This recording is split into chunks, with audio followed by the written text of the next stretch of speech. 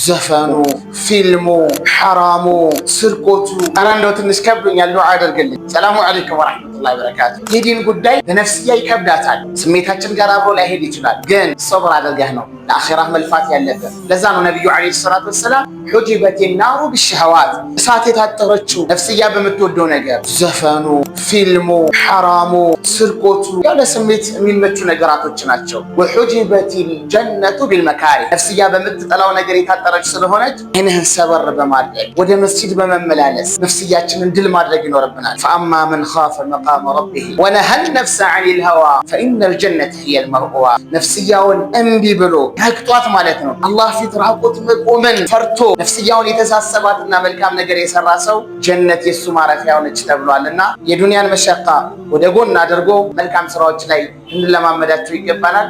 ሰላሙ አለይኩም ወራህመቱላሂ ወበረካቱ።